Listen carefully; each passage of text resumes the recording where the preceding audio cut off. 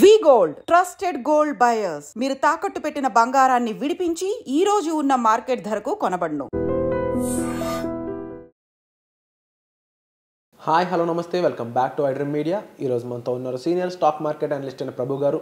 Post office schemes గురించి చాలామంది comments చేస్తూ ఉన్నారండి. సో దానికి సంబంధించిన ఎపిసోడ్ ఇది, పూర్తిగా చివరి వరకు చూడండి. Hi sir. హాయ్ అండి. సార్, చాలామంది డిఫరెంట్ పోస్ట్ ఆఫీస్ స్కీమ్స్ గురించి అడుగుతూ ఉన్నారనమాట. ఏదైనా ఒక స్కీమ్ గురించి చెప్తారు పోస్ట్ ఆఫీస్లో, ఒక బెటర్ సేవింగ్ స్కీమ్ ఏదైనా? మార్కెట్ బాగుండనప్పుడే ఇలాంటి స్కీమ్స్ హైలైట్ అవుతూ ఉంటాయి. డెఫినెట్గా మార్కెట్ బ్రహ్మాండంగా ఫ్లరిష్ అవుతుంది అనుకోండి, ఇలాంటి స్కీమ్స్ కనపడవు. సో ఇది జనరల్గా మనకి మధ్యతరగతి వాళ్ళు ఎక్కువ కాబట్టి, సో మార్కెట్ కొంచెం కంటిన్యూస్గా కొన్ని పడంగానే బాగా భయపడిపోతారు. అదిగో పులి అంటే ఇదిగో తోక అన్నట్టు టక టక టక లాస్ట్లో కూడా అమ్మేసుకుంటారు, ఇంకెందుకు ఇంకా పడితే కింద కొనుక్కుందామని. సో అట్లాంటివన్నీ ఉంటాయి. So post office recurring scheme ఇప్పుడు హైలైట్ ఎందుకు అవుతుందంటే మనకి బాగా మార్కెట్ పడింది కాబట్టి.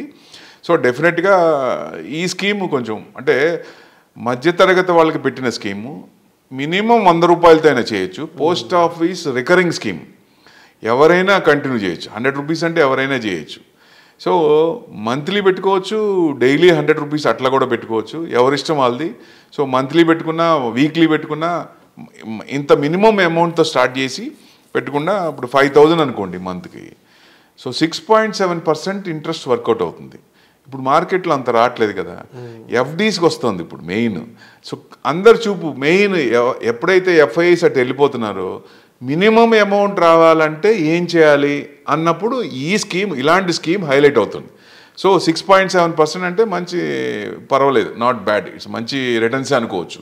సో 5,000 చొప్పున మంత్కు మనం ఇన్వెస్ట్మెంట్ చేస్తే 5 ఏళ్ళు పెట్టుకున్నారనుకోండి, 56,000 ఇంట్రెస్ట్ వర్కౌట్ అవుతుంది. 3,56,000 దాకా వస్తుంది. అదే మీరు ఆ కంటిన్యూషన్ మన అనుకున్న టార్గెట్ రావాలంటే ఇంకొక 5 years ఎక్స్టెండ్ చేసుకుంటే దాదాపుగా 6 lakhs మనం ఇన్వెస్ట్మెంట్ చేసింది అవుతుంది.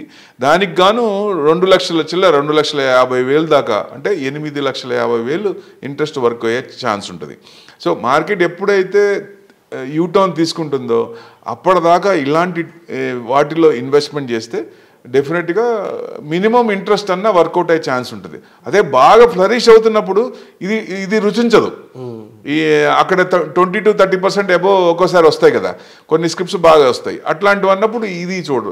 ప్రస్తుతానికి టైం సెన్స్ ఇది ఉంది కాబట్టి ఇలాంటి టైంలో ఈ రికరింగ్ డిపాజిట్ అనేది బాగా ఎక్కువ మంది అట్రాక్ట్ అవుతున్నారు. సో 6.7% అంటే మంచి ఇంట్రెస్ట్ అనుకోవచ్చండి. బట్ అంటే ఇన్ఫ్లేషన్ చూసుకున్నట్లయితే అది 6% ఉంటుంది, 6 to 7%. మరి అలాంటి టైంలో చూసుకుంటే ఇలాంటి స్కీమ్ అనేది ఎంతవరకు ఎఫెక్ట్ అంటారు, లేదా ఇది ఒక డెట్ లాగా చూడాలంటారు? అంటే ఇన్ఫ్లేషన్ బీట్ అవ్వాలన్నా ఆ అమౌంట్ రావాలి కదా. ఇప్పుడు మార్కెట్లో ఏది కొన్నా నెక్స్ట్ డే పడుతుంది. కొంచెం మార్కెట్ ఏదన్నా పాజిటివ్, గవర్నమెంట్ ఏదన్నా ఓఎంఓ ఆపరేషన్స్ ఆర్బీఐ నుంచి 60,000 crores ఇచ్చింది, ఇవ్వగానే జస్ట్ ఒక కొంచెం పైకి రాగానే మళ్ళీ జల్లకాయ కొడుతున్నారు, మళ్ళీ కిందకు వస్తుంది. ఇంట్రెస్ట్ రేట్ తగ్గించింది, మళ్ళీ కొంచెం మార్కెట్ పెరిగింది, మళ్ళీ పైన కొట్టారు. సో కొంచెం పాజిటివ్ అంటే పెద్దది ఎక్స్పెక్ట్ చేసినప్పుడు ఇవ్వకుండా ఉన్నప్పుడు గవర్నమెంట్ చిన్న ఇస్తే రుచించట్లేదు మార్కెట్కి. సో దానివల్ల వెనకొస్తుంది కాబట్టి ఇలాంటి ఇబ్బందులు వస్తుంటాయి. అండ్ మార్కెట్ అనేది ఇప్పుడు జనరల్గా ఆల్రెడీ ఇన్వెస్ట్ చేస్తున్న వాళ్ళ పరిస్థితి ఆ కోణంలో చూస్తే వాళ్ళు ఏం చేయాలంటారు? ఇప్పుడున్న టైంలో వాళ్ళు కామ్గా ఉండడం బెటర్ అంటారా, లేకపోతే వాళ్ళు ఏదైనా యాక్షన్ తీసుకోవాలా? వాళ్ళ భయాలు ఏంటంటే ఇంకా పడే ఛాన్సెస్ ఉన్నాయేమో అని వాళ్ళేమో ప్యానిక్ అయిపోతూ ఉన్నారు. సో ఇప్పుడు ఏం చేయాలంటారు వాళ్ళు? ఇది 1-to-1 అండి. ఇండివిజువల్గా వాళ్ళ గోల్స్, వాళ్ళ టార్గెట్స్, వాళ్ళు ఆ అమౌంట్తో సంబంధం లేదు, నాకేం పర్వాలేదు అనుకున్నది తరీకా వేరుంటుంది. సో నాకు ఇమీడియట్గా కావాలి, నాకు నెల కావాలి, లేకపోతే ఇబ్బంది అనుకున్నప్పుడు ప్లానింగ్ వేరుంటుంది. సో ఎందుకంటే క్లయింట్ అనాలిసిస్ టోటల్గా చేసుకొని అది ఏ ప్లాన్ సూట్ అవుతుందో దాని ప్రకారం వెళ్ళాలి. సో డెఫినెట్గా ఎక్కువ మందికి మార్కెట్ పడుతుంది అనుకోండి, మనం హెడ్జింగ్ చేసుకోవచ్చు. ఆప్షన్స్లో హెడ్జింగ్ చేసుకొని పెట్టుకుంటే సేఫ్గానే ఉంటుంది. సో అంటే ఏదైతే స్టాక్ ఉందో ఆ స్టాక్ ఆప్షన్స్ పెట్టుకుంటే సరిపోతుంది, లేదా నిఫ్టీ ఆప్షన్స్ కూడా హెడ్జ్ పెట్టుకోవచ్చు. అంటే డిఫరెంట్ ప్లాన్స్ ఉంటాయి. వాళ్ళకి ఏదైతే సూట్ అవుతుందో దాని ప్రకారం ముందుకెళ్తే బెస్ట్. అది 1-to-1 కూర్చున్నప్పుడు వాళ్ళ ఐడియాస్ ప్రకారం వాళ్ళ గోల్స్ అండ్ టార్గెట్స్ ప్రకారం తీసుకుంటే బెస్ట్ అని నా ఉద్దేశం. అండ్ ఓవరాల్గా చూసుకున్నప్పుడు సార్ ఇంకా పోస్ట్ ఆఫీస్ స్కీమ్ వర్సెస్ డెట్లో ఉండే ఫండ్స్ అయి ఉండొచ్చు, లేదంటే డెట్ సంబంధించిన ఇన్వెస్ట్మెంట్స్ అయి ఉండొచ్చు, ప్రొడక్ట్స్, మీరు ఏది సజెస్ట్ చేస్తారు, లేదంటే దానిలో డైవర్సిఫికేషన్కి వెళ్ళమంటారా? ఇప్పుడు మీరు అన్నట్టుగా ఇన్ఫ్లేషన్ బీట్ అవ్వట్లేదు. ఇప్పుడు 6.7% అంటే అది 6% ఉంది. సో డెఫినెట్గా వర్కౌట్ అవ్వదు. కానీ బ్యాలెన్స్ అవుతున్నారు కదా, ఈ కొంత పీరియడ్ అయినా దాంట్లో ఉంటే బ్యాలెన్స్ అవుతుంది అనే ఉద్దేశంతో ఒక షార్ట్ టర్మ్, ఇది it's not for long term, short term కొరకే ఇట్లాంటి ఐడియాస్ పెట్టుకుంటే మంచిదేనండి. ఎందుకంటే అసలు రాకుండా ఉండేదానికంటే కొంత కొసరు వస్తే బెస్టే కదా. అంటే ఈ స్కీమ్లో ఇన్వెస్ట్ చేసాక మళ్ళీ ఎంతకాలంలో మనం తిరిగి తీసుకోవచ్చు డబ్బులు అనేది?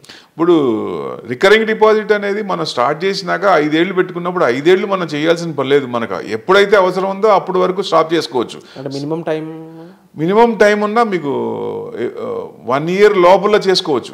చేయకూడదని అక్కడ రిస్ట్రిక్షన్ ఏం లేదు, ఎప్పుడైనా చేయొచ్చు. మినిమం టైంలో చేస్తే మనకేంటంటే ఇంకా ఎక్కువ ఛార్జెస్, లోడ్స్ ఎక్కువ ఉంటాయి, ఎగ్జిట్ లోడ్స్ ఎక్కువ ఛార్జెస్ చేస్తారు. కాబట్టి మినిమం 1 year పైన ఉన్న ఇది చేసుకుంటే బెస్ట్ అండి.